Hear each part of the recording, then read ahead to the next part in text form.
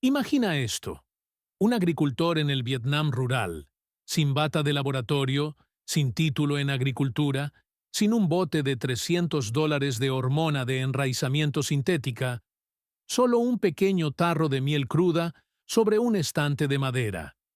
Moja el tallo recién cortado en ese tarro, sacude el exceso y lo introduce en tierra húmeda. 3 semanas después, ese esqueje tiene raíces fuertes, y su vecino, que gastó dinero en los polvos comerciales de enraizamiento de A y B de la tienda de suministros agrícolas, todavía está esperando. Podrías pensar que es solo suerte o folclore, pero ¿y si te dijera que un estudio revisado por pares, publicado en la revista Hort Science, documentó la capacidad de la miel para promover la formación de raíces adventicias en esquejes de plantas, y que esta investigación ha estado en archivos académicos, ignorada en gran medida por los medios agrícolas convencionales durante más de una década? Aquí está la pregunta que nadie en la industria de las hormonas de enraizamiento de 1.200 millones de dólares quiere que hagas. Si una sustancia que se encuentra en todas las cocinas, que no cuesta casi nada, puede replicar, y en algunos casos superar, a las hormonas vegetales sintéticas, ¿por qué nadie te ha enseñado esto?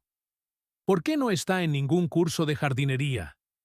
¿Por qué cada anuncio de YouTube te empuja hacia una botella de plástico con un nombre químico que no puedes pronunciar? La respuesta, como siempre, sigue el rastro del dinero. Y una vez que lo ves, no puedes dejar de verlo. Hablemos de dinero, porque ahí es siempre donde se esconde la verdad. El mercado mundial de reguladores del crecimiento vegetal, la industria que te vende hormonas de enraizamiento, auxinas sintéticas y productos químicos de propagación, se valoró en 1.200 millones de USD en 2023, según un informe de Grandview Research. Para 2030 se proyecta que alcance los 1.800 millones de USD. No se trata de una industria artesanal, es una máquina, y las máquinas necesitan combustible. Su combustible es tu dependencia. Las tres corporaciones que dominan este espacio, BASF, Bayer Crop Science y Syngenta, controlan colectivamente la mayoría de la síntesis y distribución de hormonas vegetales comerciales a nivel mundial. Estas son las mismas empresas que pasaron décadas presionando a los ministerios de Agricultura de todo el sudeste asiático, África y América Latina, para estandarizar la propagación basada en químicos en los planes de estudio de educación agrícola. Las mismas empresas cuya investigación patrocinada llena las revistas que tu técnico de extensión agraria local lee antes de aconsejarte sobre qué comprar. Ahora aquí está la cifra que debería hacerte dejar lo que estés haciendo. Un tarro de 500 gramos de miel pura, sin procesar, en un mercado local vietnamita, cuesta entre 50.000 y 80.000 dongs vietnamitas, aproximadamente entre 2 y 3 USD. Un solo bote de hormona de enraizamiento comercial basada en A y B, de la que se vende en centros de jardinería de todo el mundo, cuesta entre 8 y 25 USD y contiene un compuesto sintético que requiere etiquetado de peligrosidad según el sistema globalmente armonizado de la ONU. Estás pagando 10 veces el precio por un producto que lleva una etiqueta de advertencia, cuando un tarro de miel en tu cocina no la tiene. Y, sin embargo, la industria de 1.800 millones de dólares no tiene interés en financiar investigaciones que te dirijan de vuelta a tu despensa. En un mercado construido sobre la dependencia, la autosuficiencia es el enemigo, lo que nos lleva a la pregunta de cómo existía este conocimiento mucho antes de que naciera esa industria y quién intentó asegurarse de que lo olvidaras. Este no es un descubrimiento nuevo. Esa es la parte que nunca te cuentan. El uso de la miel como protector biológico y mediador del crecimiento para las plantas se remonta a miles de años atrás en civilizaciones que no tenían laboratorios de química, ni compuestos sintéticos, ni corporaciones multinacionales que las asesoraran. Y, sin embargo, cultivaban cosas con una sofisticación que todavía sorprende a los botánicos modernos. Los papiros agrícolas del Antiguo Egipto, incluidos los fragmentos analizados por estudiosos del Museo Egipcio de El Cairo, hacen referencia a preparados a base de miel, utilizados para tratar material vegetal cortado antes de su propagación. Los mayas de Mesoamérica mantenían sistemas complejos de apicultura, una práctica documentada por arqueólogos y descrita en el Códice de Madrid, uno de los 4 únicos libros mayas supervivientes, y cruzaban el uso de la miel con sus ciclos agrícolas de formas que sugieren algo más que una coincidencia.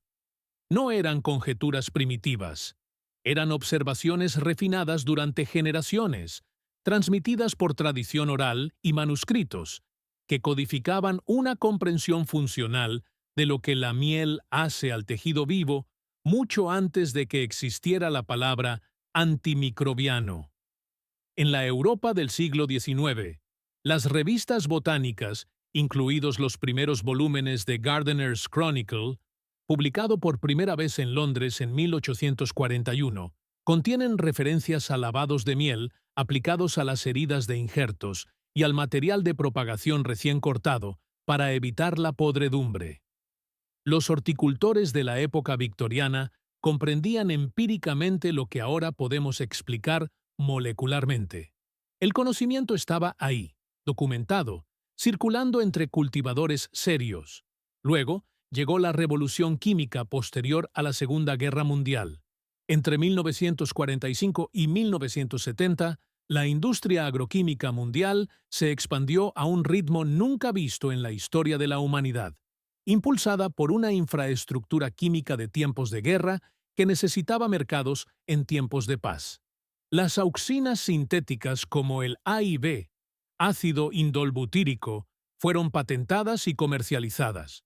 Los programas de extensión financiados por empresas químicas empezaron a sustituir el conocimiento tradicional por protocolos basados en productos. Para la década de 1980, una generación de agricultores había sido entrenada para recurrir primero a un bote y no hacer preguntas nunca.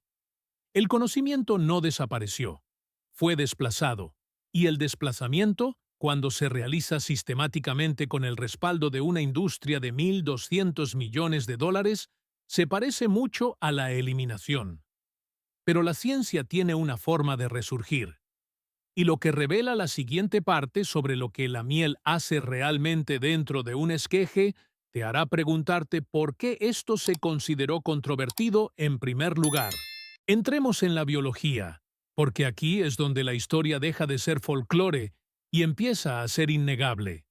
Cuando tomas un esqueje de una planta, un tallo de rosa, un brote de albahaca, una rama lateral de tomate, estás creando una herida abierta a nivel celular. Esa superficie de corte es un punto de entrada. En cuestión de horas, los patógenos presentes en el suelo comienzan a colonizarla. Los dos más destructivos son Botrytis cinerea y Fusarium oxysporum, organismos fúngicos responsables de lo que investigadores de la Universidad de Wageningen en los Países Bajos han documentado como la causa del fracaso en hasta el 70% de los intentos de propagación fallidos en condiciones de cultivo amateur y a pequeña escala. El esqueje no falla porque no pueda echar raíces. Falla porque se infecta antes de tener la oportunidad. Este es el primer lugar donde interviene la miel, e interviene con una química que es genuinamente notable. La miel pura, sin procesar, contiene una enzima llamada glucosa oxidasa, producida por la propia abeja durante el procesamiento del néctar.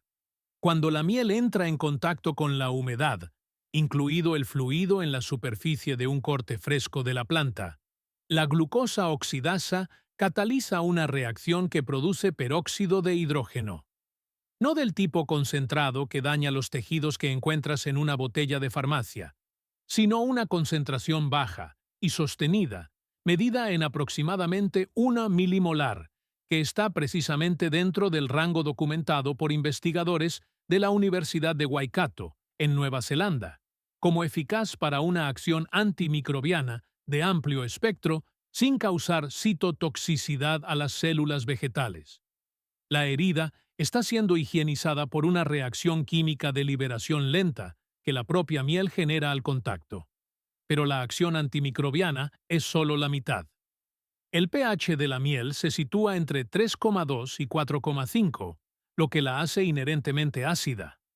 Ese entorno ácido es hostil para la gran mayoría de los patógenos bacterianos y fúngicos que atacan a los esquejes frescos, incluidos Botrytis y Fusarium, los cuales prosperan en condiciones neutras a ligeramente alcalinas. Al recubrir la superficie del corte, la miel no se limita a sellar la herida como lo haría la cera. Está creando activamente un microambiente que suprime el establecimiento de patógenos durante la ventana exacta, las primeras 72 a 96 horas, en la que el esqueje es más vulnerable y antes de que se haya empezado a formar ningún tejido radicular.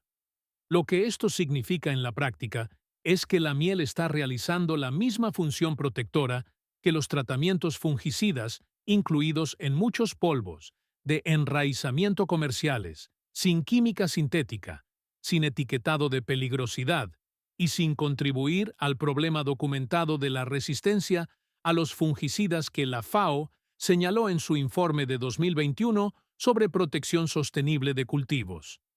La primera línea de defensa está integrada, y lo que viene después, lo que la miel hace al proceso real de formación de raíces a nivel celular, es donde esto pasa de ser impresionante a extraordinario.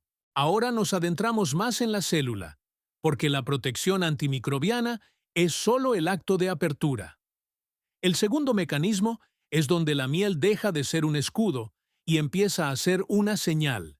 Y esta es la parte que la industria de las hormonas de enraizamiento tiene más motivos para esperar que nunca llegues a entender del todo.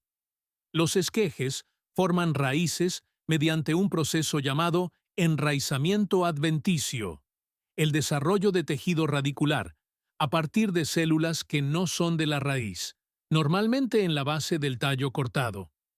Este proceso está gobernado por una clase de hormonas vegetales llamadas auxinas, la más activa de las cuales es el ácido indolacético, o AIA, producido de forma natural en la propia planta.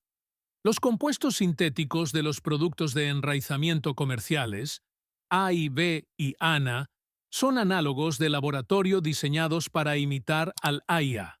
Funcionan inundando la zona del corte con señales similares a las de las auxinas para acelerar la cascada hormonal que inicia la diferenciación de las células de la raíz. Ese es todo el mecanismo sobre el que se construyen los productos comerciales.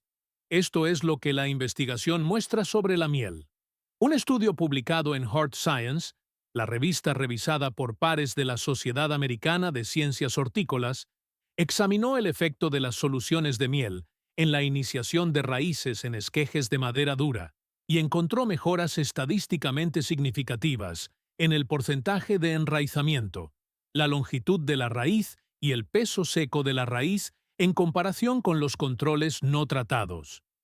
Otra investigación realizada en la Universidad de Hawái, en Manoa, documentó que las soluciones de miel diluida aplicadas a las superficies de corte aumentaban de forma mensurable la formación de callos, la masa de tejido indiferenciado de la que emergen los primordios radiculares, en múltiples especies ornamentales.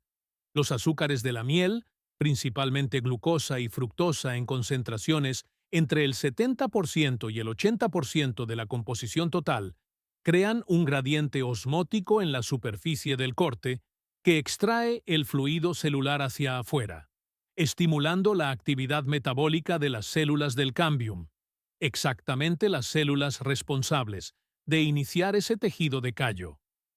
Ahora bien, aquí es donde la honestidad intelectual requiere una pausa.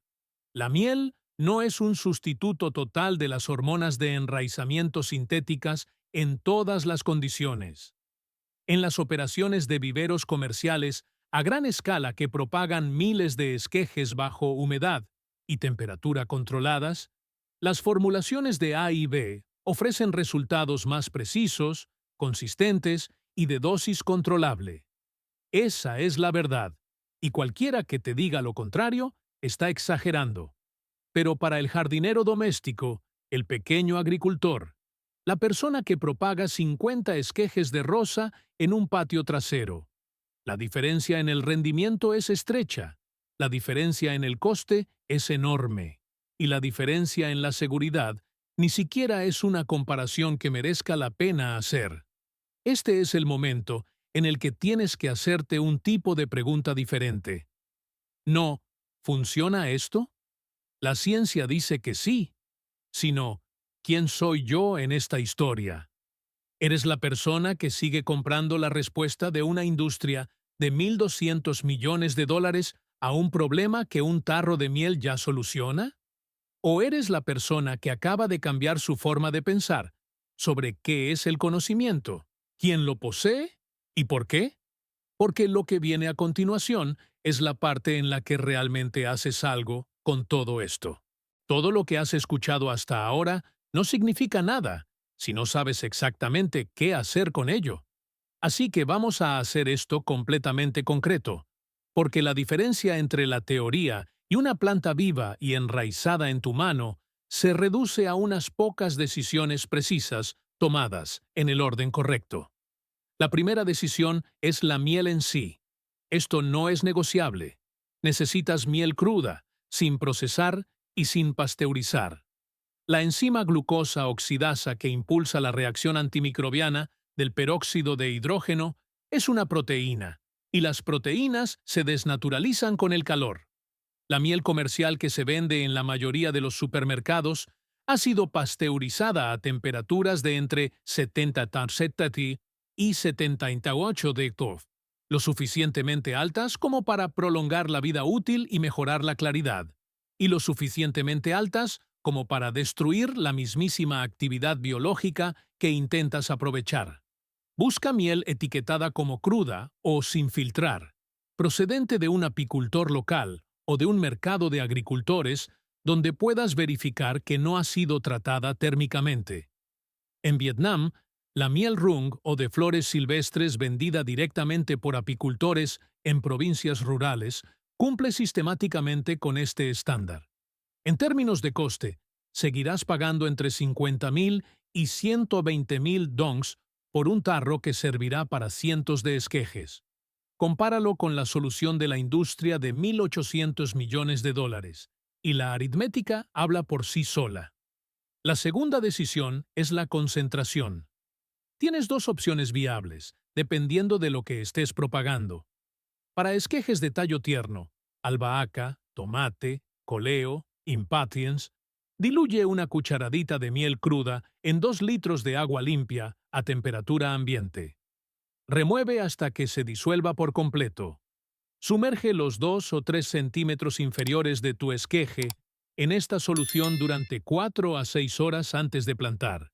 La concentración diluida es más suave con el tejido tierno y aún así ofrece suficiente actividad antimicrobiana y osmótica. Para esquejes de madera dura o semidura, rosas, hibiscos, higueras, bugambillas, aplica la miel cruda directamente y sin diluir sobre la superficie del corte. Sumerge los 1 o 2 centímetros inferiores en la miel. Deja que el exceso gotee de forma natural y planta inmediatamente. El recubrimiento más espeso crea una barrera protectora más duradera en el tejido leñoso que puede tolerar la mayor concentración de azúcar sin estrés osmótico. La tercera decisión es el corte mismo. Toma tu esqueje temprano por la mañana, cuando la presión hídrica interna de la planta está en su punto más alto y el tejido del tallo está más turgente y metabólicamente activo. Utiliza una hoja limpia, esterilizada con alcohol isopropílico al 70% entre cortes, y realiza un corte limpio en ángulo de 45 grados justo debajo de un nudo de la hoja. El corte en ángulo aumenta la superficie disponible tanto para el contacto con la miel como para la eventual aparición de raíces. Quita todas las hojas de la mitad inferior del esqueje para reducir el estrés por transpiración, dejando solo de 2 a 4 hojas en la parte superior para mantener la actividad fotosintética. La cuarta decisión es el sustrato. No utilices tierra de jardín estándar. Utiliza una mezcla de propagación con buen drenaje, una combinación al 50-50 de perlita y fibra de coco. Funciona sistemáticamente bien, retiene la humedad sin encharcarse y proporciona el entorno de bajos patógenos que le da a tu esqueje tratado con miel el mejor comienzo posible. Mantén el sustrato constantemente húmedo pero nunca saturado, y cubre tu esqueje con una bolsa de plástico transparente o una cúpula de humedad para mantener una humedad relativa del 80% al 90% alrededor del follaje durante las primeras 2 o 3 semanas. Las plantas que responden de manera más fiable a este método incluyen las rosas, donde los estudios han mostrado tasas de enraizamiento del 60% al 80%, con el tratamiento de miel frente al 40% al 55% sin tratamiento en condiciones comparables, así como la albahaca, los estolones de fresa, los chupones de tomate, el romero y la mayoría de las ornamentales tropicales. Las plantas perennes leñosas como las higueras y las moreras también responden bien cuando se utiliza el método de aplicación sin diluir. Dale a tus esquejes de 3 a 4 semanas antes de evaluar. La resistencia en la base, cuando aplicas una suave presión hacia arriba, es la primera señal de que las raíces se han establecido. No tengas prisa. La biología ya está trabajando. Acabas de aprender algo que una industria de $1.200 millones dedica considerables recursos a asegurar que permanezca enterrado bajo envases de marca y jerga de laboratorio. Y ahora tienes que elegir qué hacer con ello. Podrías cerrar este vídeo, volver a tu muro y olvidarlo para mañana. O podrías hacer algo que realmente le cueste algo a la máquina. Podrías compartir esto con una persona que cultive plantas, que gaste dinero cada temporada en productos que no necesita, a la que nunca se le haya dicho que la respuesta estuvo en su cocina todo el tiempo. Compartir este vídeo no es apoyar un canal, es un pequeño acto de libertad de información en una era en la que el conocimiento agrícola ha sido sistemáticamente privatizado, mercantilizado y revendido a la gente a la que se le arrebató. Cada persona que aprende a propagar con miel cruda es un cliente menos en un ciclo de dependencia de $1.800 millones. Eso no es poca cosa. Es exactamente el tipo de aritmética que incomoda a las grandes industrias. Si quieres seguir dentro de esta investigación, porque esto es una investigación, no un programa de jardinería, entonces suscríbete. No porque los algoritmos lo premien, sino porque el próximo vídeo va a un lugar que hará que la revelación de hoy parezca la introducción. No hemos terminado de seguir el rastro del dinero. No hemos terminado de preguntar por qué las soluciones más sencillas, antiguas y baratas son siempre las que desaparecen de las guías oficiales en el momento en que llega una alternativa patentable. A continuación, vamos a hablar del agua de arroz fermentada, un líquido que los pequeños agricultores de Japón, Corea y Filipinas han utilizado durante décadas para desencadenar una floración y fructificación explosivas, una práctica documentada en registros agrícolas tradicionales que se remontan al período Edo, y una práctica que la industria mundial de fertilizantes de $230.000 millones tiene todos los motivos para esperar que nunca te tomes en serio. La ciencia que hay detrás es real, su supresión es deliberada, y las instrucciones son más sencillas de lo que crees.